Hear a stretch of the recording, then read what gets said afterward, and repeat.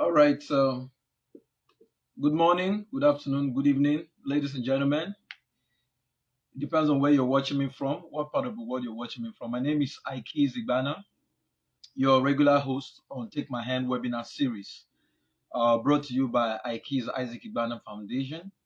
So, like I always say, we are poised to bring you relevant and useful information to educate you on how not to be trafficked and inform you on possible ways you can identify such actions, for your action and inaction so that your life can be better.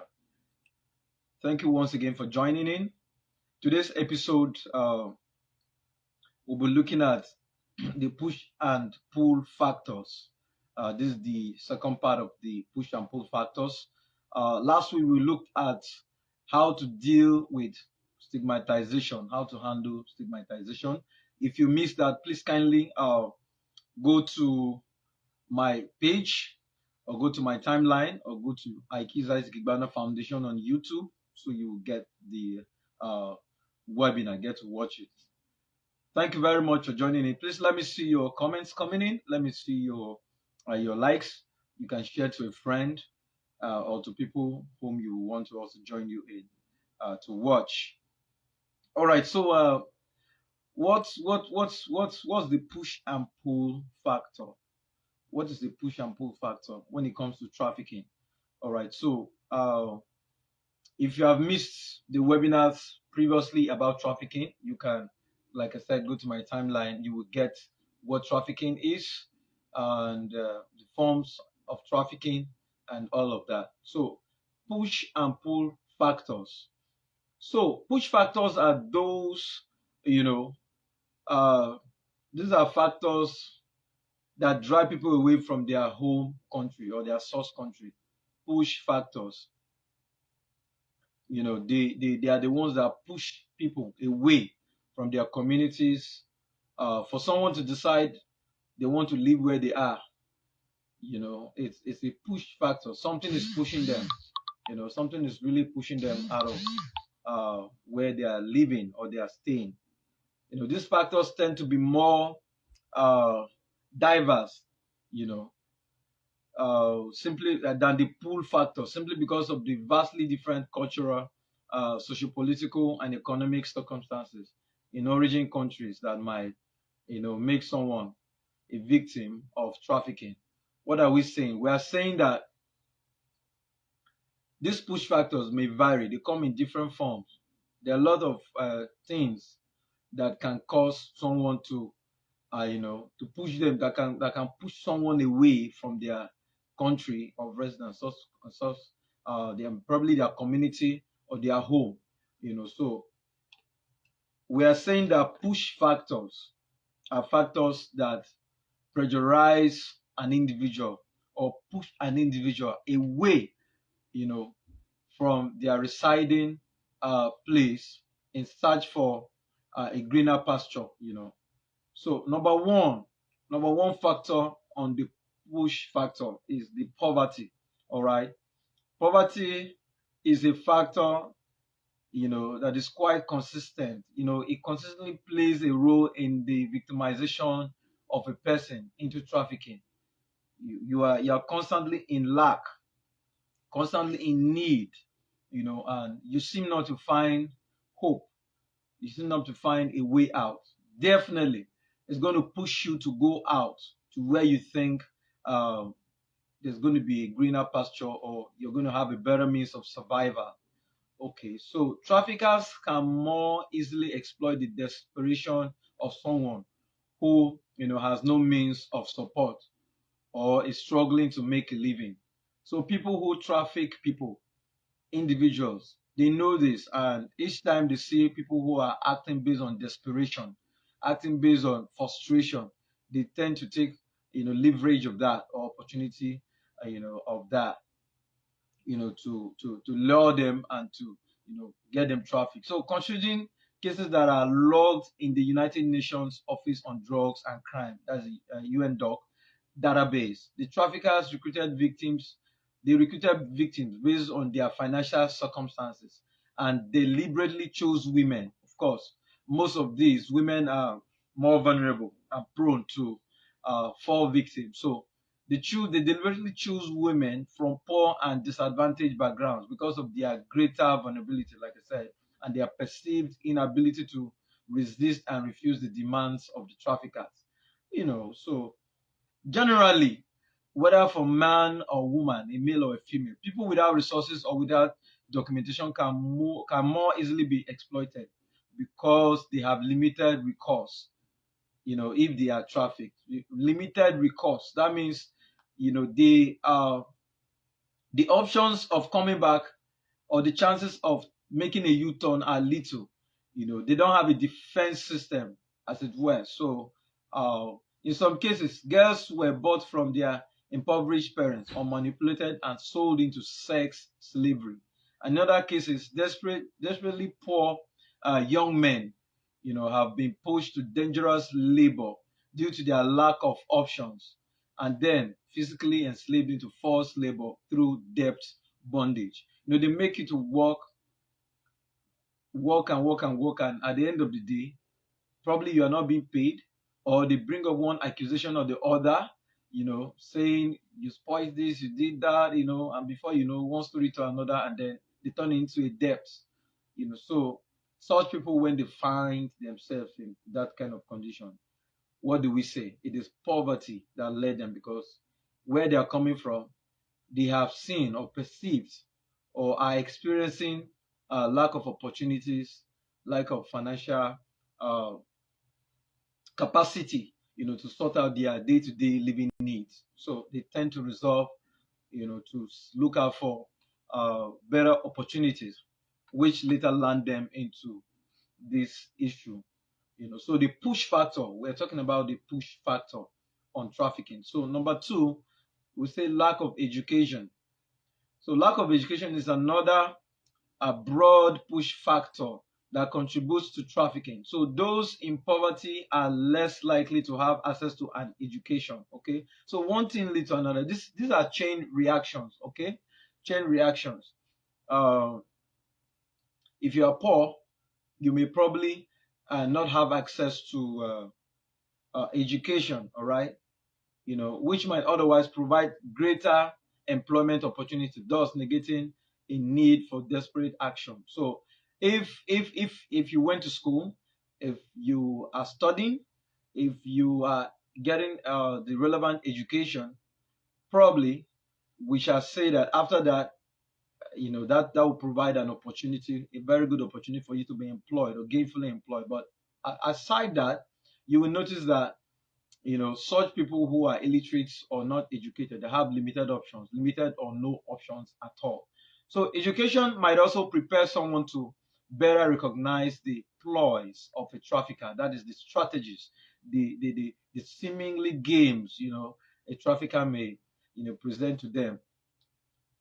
So whether for forced labor or traffic sexual exploitation, many of these cases indicate a trend of targeting the most economically marginalized, individuals. All right. So that's number two for the push factor. Number three, let's look at the political instability.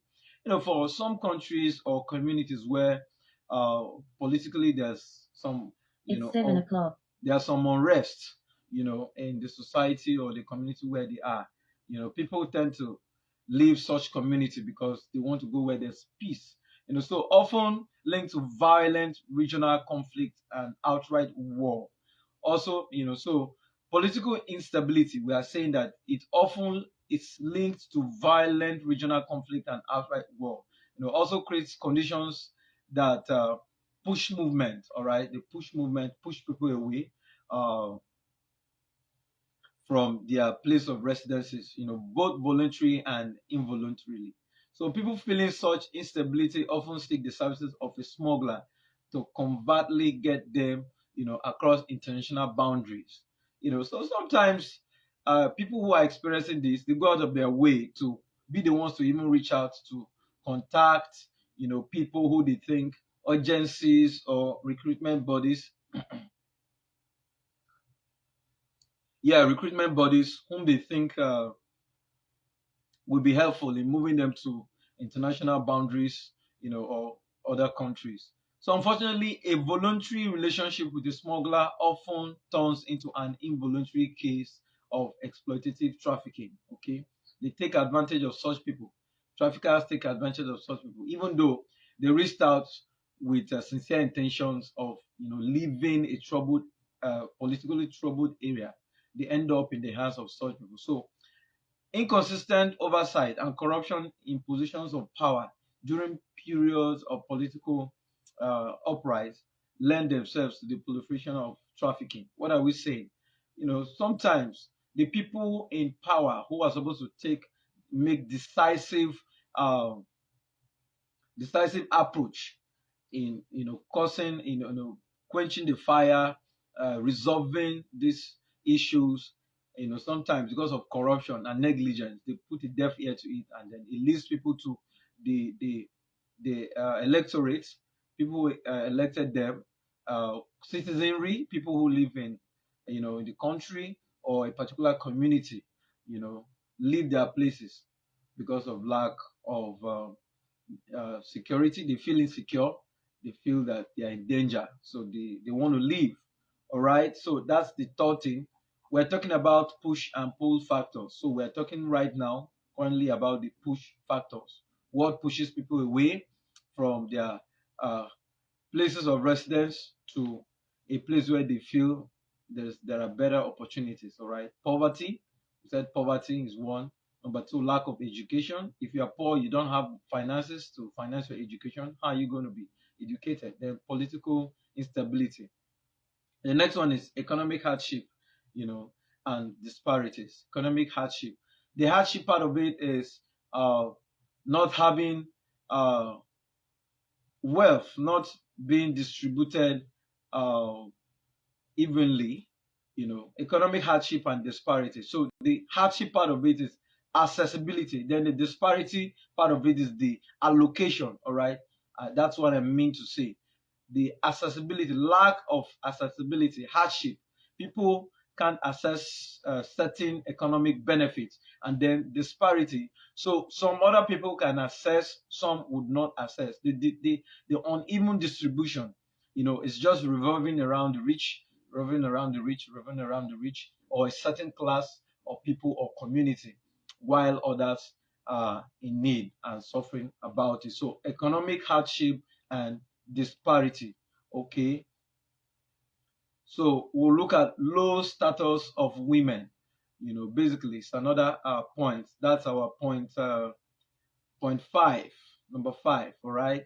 So number five is low status of women. Women usually play a very important role in the community. By the way, I want to give a shout out to all the women yesterday in Nigeria now. Yesterday Sunday was Mother's Day. So I just want to give a shout out to all the mothers, all the sisters, and all the women and intending mothers. All right. That's by the way. So now, most women are hardworking, they are dedicated, and they are diligent when it comes to getting things done and taking care of their homes. But if they are not empowered and their status is low, basically there's nothing they can do. So that's the kind of thing we're talking about. And then low skill levels. Low skill levels. Young people in the society today, most of which are, they have low skill. They are not well skilled. You can imagine a young man or young lady of about who is a teenager already, 18, into their 20s, don't know how to operate a computer, don't know how to drive, don't know how to get basic things done. Man, it's amazing that a lot of communities, do have a large number of such youth. So low skill levels, you know. So sometimes number six, I'll talk about number six. Number six, is it number six now or seven? Okay, so number five is lack of okay, so number four is hardship and disparity. Number five is uh low status of women. So number 6 is the low skill level. So number 7, we are looking at sexual, physical, and emotional abuse in the home. That's the family of origin of that particular individual, where they are being born. You know, their parents. They see a lot of sexual. Some these days you are seeing a father abuse a daughter, a mother abuse a son, an uncle or brother abuse a sister, cousins and all. So you see all manner of such things. It pushes people away. So physical, so sometimes it gets physical. There's a physical combat in the home, or the man is hitting the wife and the children are there. Emotional, people use words, hurting words constantly, talking to mental, talking to people, abusing them mentally and emotionally, in the home or family. That's the family of the origin, the origin family of uh the what do I mean to say now? The victim. Yes, that's the right word. The victim. If you are a victim of all of this, these are factors that are going to be pushing you away from either your home, your family, or your environment.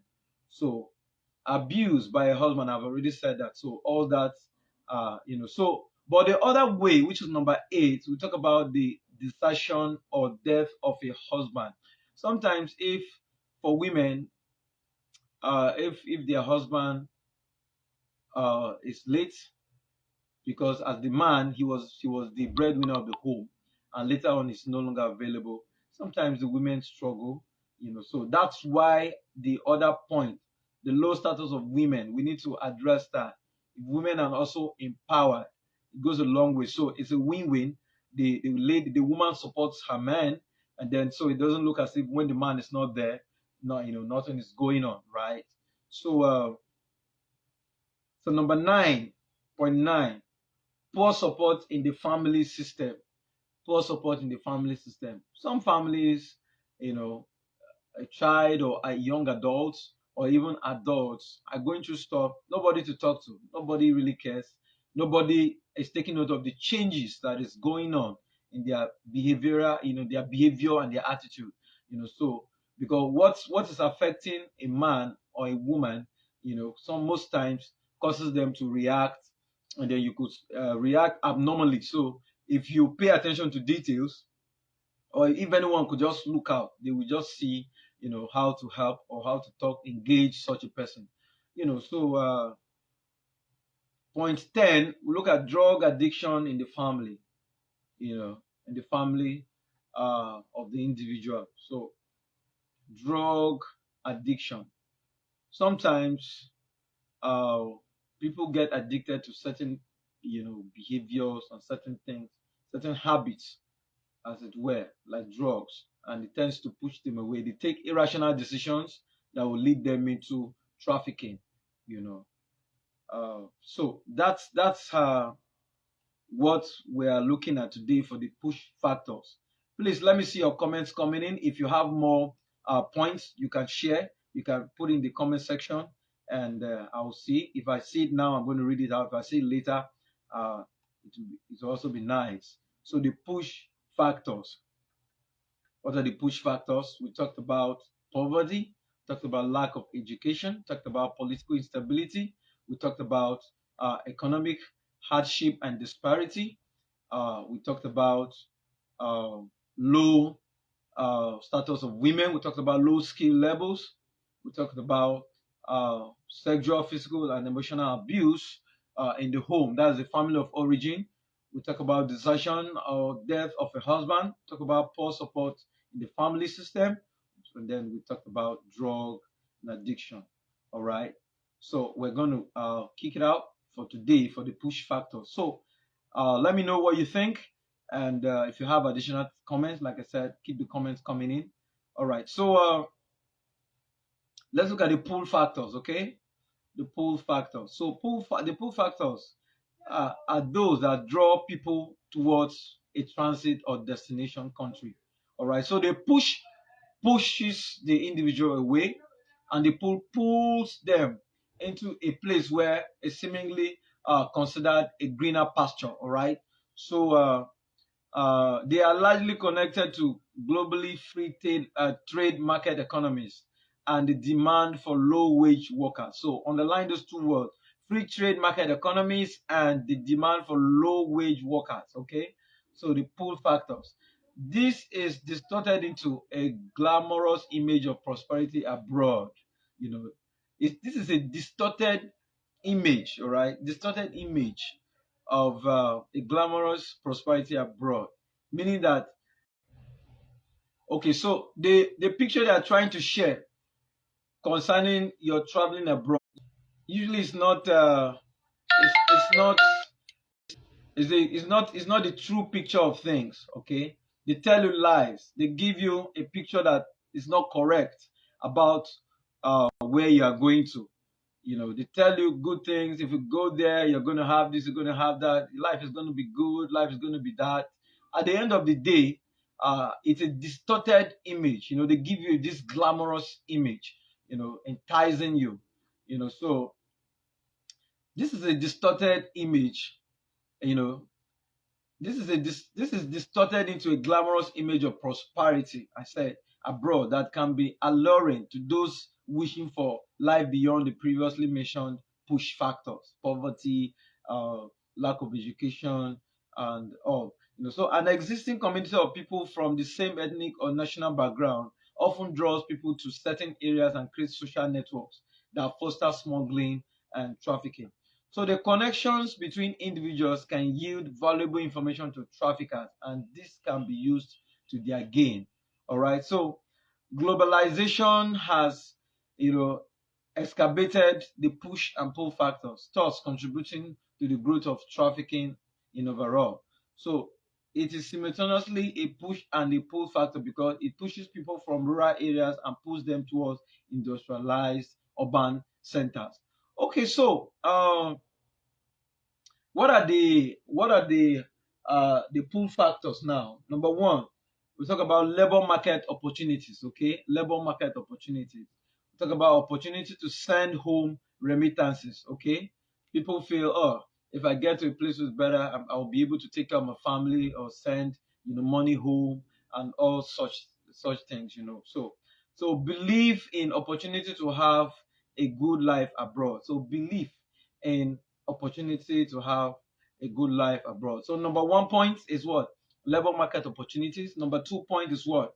Uh, Opportunity to send home remittances. Number three is belief in opportunity to have a good life abroad. Number four, perceived freedom from a bad home life. All right, perceived freedom from a bad home life. Remember, we talk about the push factors. You know, violence in the home and or abuse and all of that. You know, when one is pushed away, the pull factor is perceived freedom from a bad home life. You know, people want to break free. No one wants to be under bondage. No one wants to be under such living conditions. You know, so they tend to you know, be pulled away. You know, So number four is an opportunity to travel abroad. For some people, it's exciting. Hey, yeah, I'm going to travel abroad without knowing what exactly is involved. You know, So another number five. You know, perception that destination country will accept them. So people migrate illegally.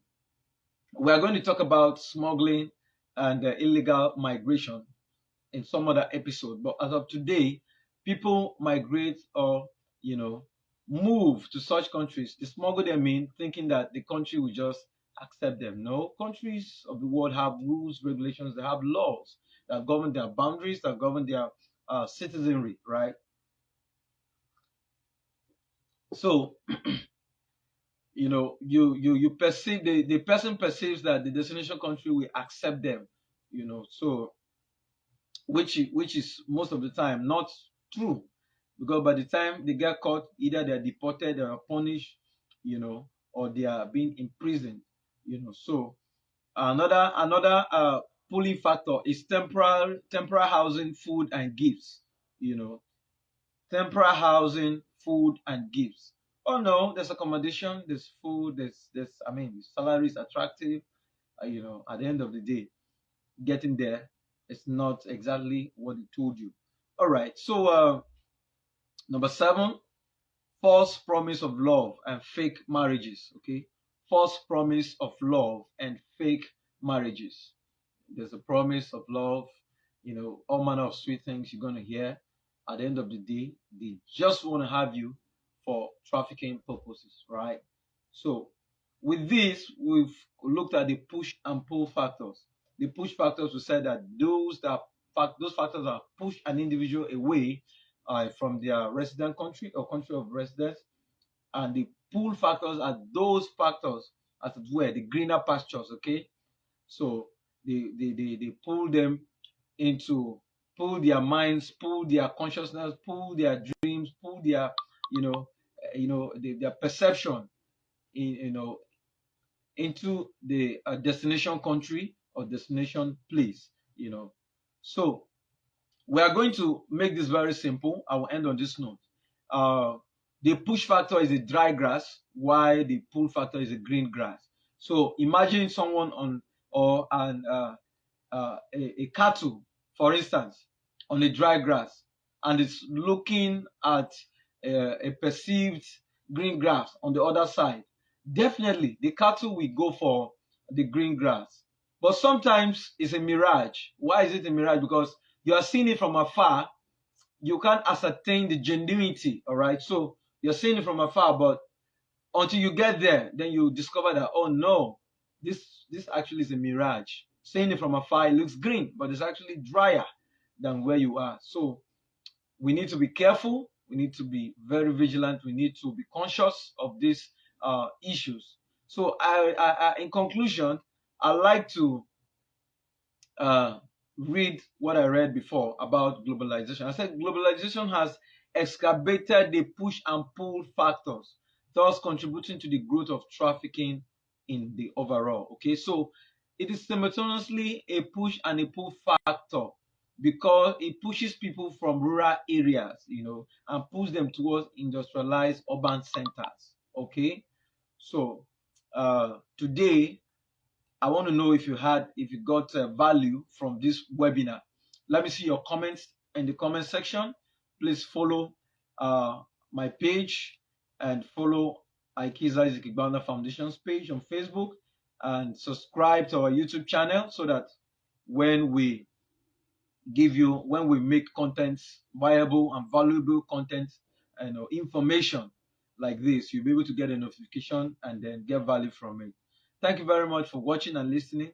My name is Aikis Igbana. I am the executive director and the founder of Aikis Isaac Igbana Foundation. Do check us out and see what we're doing. And if you feel like contributing your quarter, we will be glad to welcome you on board. Thank you very much. Have a wonderful day or wonderful evening or night, as it were, wherever you're watching me from, and remain blessed. Okay, so see you again next week, Monday, same time. Please don't forget to subscribe to our YouTube channel, like, and drop your comments on this webinar. If you have more elaborate points, we'll be glad if you can share it. Thank you so much, and God bless you. Signing out. See you again next week. All right.